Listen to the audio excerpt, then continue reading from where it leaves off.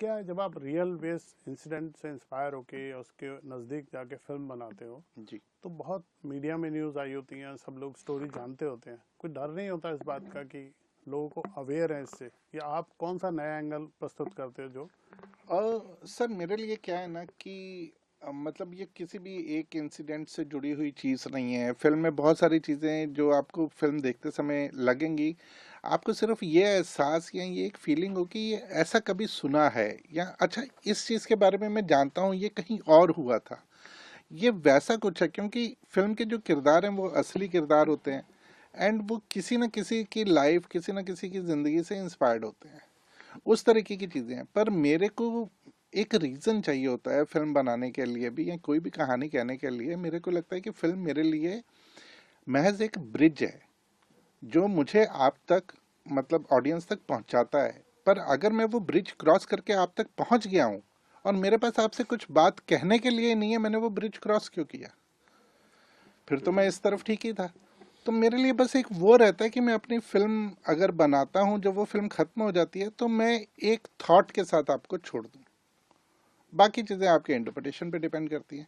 सिर्फ एक इस चीज़ का मैं ज़रूर ख्याल रखता हूँ, फिर वो चाहे निजी ज़िंदगी से जुड़ के आ जाए, चाहे वो किसी समाज की कहानी से जुड़ के आ जाए, चाहे वो किसी देखे वाले किरदारों से निकल के आ जाए। अभी आपका ट्रेलर देखा हमने, बहुत ही अच्छा ट्रेलर है, नो थैंक डाउट। यू। बहुत खूबसूरत सी दिखने वाली लड़की को आपने मर्डर के शक में डाल दिया, जी। और बहुत ही प्यारे से हमारे नवाज भाई को आपने इन्वेस्टिगेशन में लगा दिया। कैसे इन लोगों की कास्टिंग हुई, कैसे इनके बारे में सोचा आपने? नवाज भाई तो मतलब चूंकि पहली फिल्म का भी हिस्सा है, और बहुत ही जटिल इंस्पेक्टर हैं। तो जटिल इंस्पेक्टर को थोड़ा सा इजी केस देना, मुझे लगता है कि उनके किरदार के साथ थोड़ी नाइंसाफी है।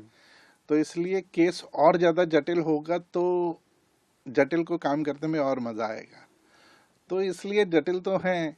एंड फिर वो जिस तरीके की परिवार है, जिस तरीके का परिवेश है, एक बड़ी मीडिया फैमिली है, इस तरीके की जो भी चीज़ें हैं, उनकी कोई सीएफओ हैं या कोई पढ़े लिखे लोग हैं जो एक घराने से आते हैं, या उनका एक्सपोजर है टुवर्ड्स लाइफ। तो मुझे एक किरदार के लिए एक ऐसी लड़की की तलाश थी जो, मतलब जब मैंने स्क्रिप्ट भी पढ़ी थी तो मतलब Chitrangada was the only one, मतलब जिनको मैंने अप्रोच किया था। वो फर्स्ट ड्राफ्ट की बात है, चित्रांगदा कहीं बाहर, इंडिया के बाहर शूट कर रही थी, आई थिंक हेरा फेरी, नहीं हेरा फेरी नहीं, हाउसफुल हाउसफुल 4 या 5 की ये शूटिंग कर रही थी उस समय। और मैंने इनसे ऐसे ही पूछा था कि हाँ ऐसा ही कुछ है ना, 5। Oh my God.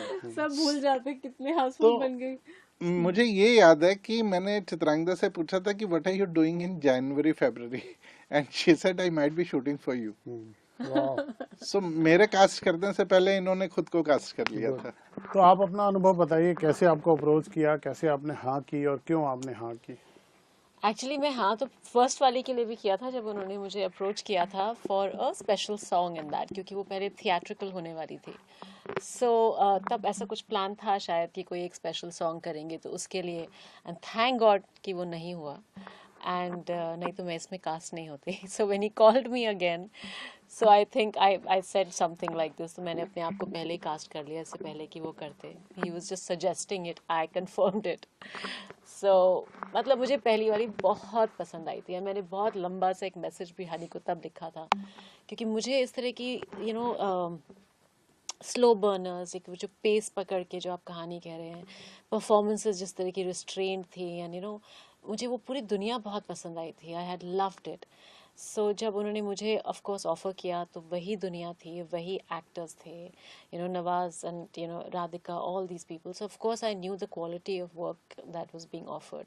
एंड उसके ऊपर जो मीरा का कैरेक्टर है वो इतना लेयर्ड है, इतना इंटेंस है। और I am a sucker for such things, कि मुझे बहुत पसंद है कि इस तरह का कुछ grey in between type characters हो, सो मतलब it's a big yes yes yes yes. तो अपने फैंस को आप बोल दीजिए, मैंने किसी को नहीं मारा है। अब वो तो मेरा काम से मारूंगी मैं। नहीं नहीं। तो नवाज भाई, आप एज ए इंस्पेक्टर जटिल, तो आप हमें बता पाएंगे कि मर्डर किसने किया, या क्या कोर्ट को ही बताएंगे, अदालत को ही बताएंगे? बिल्कुल बताएंगे, थोड़ा बिल्कुल बताएंगे सर, थोड़ा सा इंतजार करना पड़ेगा 19 मई तक। मैं ही एज बताऊंगा। एक्टर कितना फर्क पड़ता है आपको जब मालूम होता है फिल्म थिएटर पे नहीं जा रही, नेटफ्लिक्स पे आ रही है? इस बदलाव को आप कैसे देखते हैं? सच बताऊं, एक्टर को कोई फर्क नहीं पड़ना चाहिए, मुझे तो कोई फर्क नहीं पड़ता है, क्योंकि उसका काम ना वहां तक खत्म हो जाता है जहां तक वो उसका जिस दिन लास्ट उसका पैकअप होता है वहां तक काम खत्म हो जाता है। लाइक फॉर एग्जांपल, जैसे एक बहुत बड़े डायरेक्टर थे ग्रोटोवस्की, वो जब रिहर्सल कराते थे तो एक्टर्स को ये लगता था इसका शो करेंगे तो बड़ा मजा आएगा, ऑडियंस आएगी, लेकिन वो कहीं बीच में ही रिहर्सल रोक देते थे। मतलब पूरा कंप्लीट हो जाता था और कहीं ग्रैंड रिहर्सल पे ही वो रोक देते, बस हो गया। ये जो प्रोसेस है वो इम्पोर्टेंट है। जो मुझे फिल्म की जो प्रोसेस है मुझे उसमें बड़ा मजा आता है। उसके बाद जब बन के तैयार हो जाती है फिल्म, फिर हमारा काम खत्म हो जाता है। ठीक है, प्रमोशन के लिए हमें बुलाते हैं, हम आते हैं ऑफ कोर्स। बाकी ये कहाँ पे रिलीज होगी, ये कहाँ जाएगी, इससे मेरा कोई सरोकार नहीं है। मुझे उस प्रोसेस में मजा आया।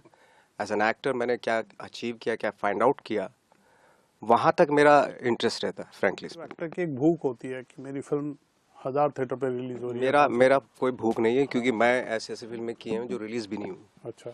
लेकिन मुझे उनकी प्रोसेस में बहुत मजा आया, क्योंकि मुझे अपने आप को फाइंड आउट करने का बहुत शौक है। बहुत ही एक वो ले रखा है मैंने अपने आप से। और मैं शायद इस फिल्म में इसीलिए भी आया था कि मैं जानने की कोशिश करूँगा पूरी ज़िंदगी थ्रू द कैरेक्टर्स कि मैं एक्चुअली हूँ क्या यार। अभी तक जवाब नहीं मिला। लेट्स सी, ये मेरी प्रोसेस है फ्रेंकली स्पीकिंग, और मुझे इसमें मज़ा आता है। बाकी आपका फिल्म में इसमें लास्ट एक प्रोमो में डायलॉग है, बहुत इंटरेस्टिंग सा डायलॉग है कि सच के बारे में। वो थोड़ा आप ही बोलेंगे तो ज़्यादा अच्छा है। क्या डायलॉग है वो? आज मीडिया सब हर चीज़ का सच खोजने में लगा है। हाँ, वही वही है ना कि क्या था डायलॉग की लास्ट, मिल भी गया तो किसको पड़ी है सच की, हाँ। पता नहीं क्या खोज रहे हैं हम, इस तरह का डायलॉग। तो ये समाज में भी आज यही चल रहा है, मीडिया इन्वेस्टिगेशन एजेंसी की तरह काम कर रहा है, हर चीज़ में कर रहे हैं कर ही रहा है ना, मतलब। कि चल मगर सच की पड़ी किसको है? किसको पड़ी है? 19 दिसंबर को रिलीज हो रही है नेटफ्लिक्स पे। हाँ। रात अकेली है, the The Bansal Bansal murders is releasing on 19th of December on Netflix. Please enjoy the film. चलिए, हमसे बात करने के लिए बहुत शुक्रिया। Thank you. Thank you.